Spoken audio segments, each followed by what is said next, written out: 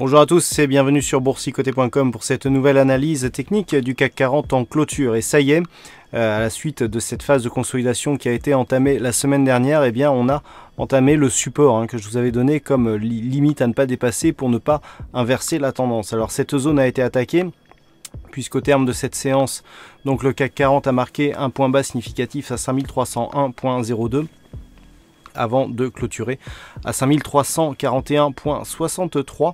Il perd donc un peu plus de 39 points et 0,73% par rapport à la séance précédente. Donc nous enchaînons une cinquième bougie rouge consécutive. On vient ici tester ce support et même si la clôture intervient au-delà de ce niveau, on peut bien constater qu'on a changé le flux, ne serait-ce que par le contact ici avec la bande de Bollinger inférieure. Donc on n'est plus dans un schéma haussier.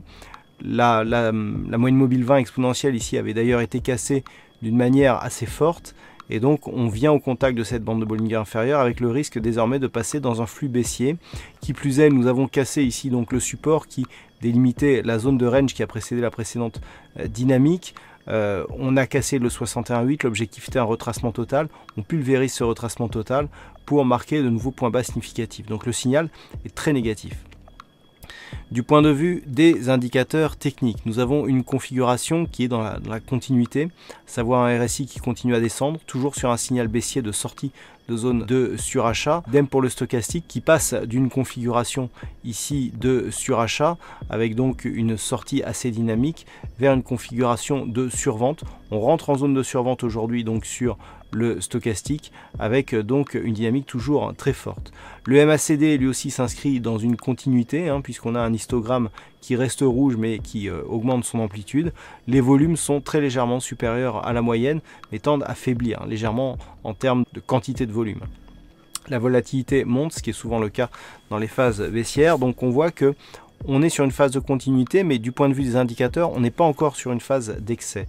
Donc c'est ce qui peut faire craindre ici la poursuite de ce mouvement. Toutefois, nous pouvons constater que nous avons une ombre basse fortement développée par rapport justement à ce support que je vous indiquais comme étant la limite à ne pas franchir pour ne pas repasser dans un flux baissier dynamique. Nous avions déjà cette première limite, 5364-5378, qui représentait le retracement total et donc la phase, je dirais, qui neutralisait la dynamique. Là, on est en dessous, donc on prend, quoi qu'il en soit, un flux baissier sur le court terme.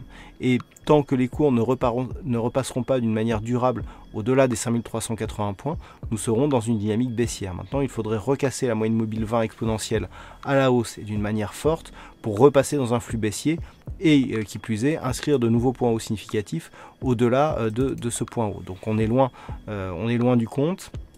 Et donc, tant que l'on reste ici dans ces zones, eh bien, désormais, la poursuite peut se faire dans une dynamique plutôt baissière. Donc, prochain support en cas de cassure avérée ici des 5330 points, et bien tout simplement le support des 5284. Et si on venait à casser ici ce support d'une manière pérenne, des accélérations restent possibles. On a de nombreuses configurations chartistes qui nous donnent des objectifs encore bien inférieurs. Voilà ce que l'on peut dire donc sur cette analyse technique du CAC 40. Alors aujourd'hui, il y avait un fixing, c'est Bono qui gagne sur cette session. Bravo à toi Bono. Et enfin, en ce qui concerne les statistiques, alors on a une statistique plutôt favorable à un rebond haussier pour demain, puisque pour la bougie de demain, on serait sur une probabilité à 60% haussière à partir du niveau d'ouverture. Toutefois, cette probabilité n'est pas durable puisque les jours suivants sont, semble-t-il, en tout cas c'est ce que nous disent les calculs au moment où ils en sont actuellement, que la probabilité ultérieure serait plutôt baissière avec donc une conviction qui serait assez marquée.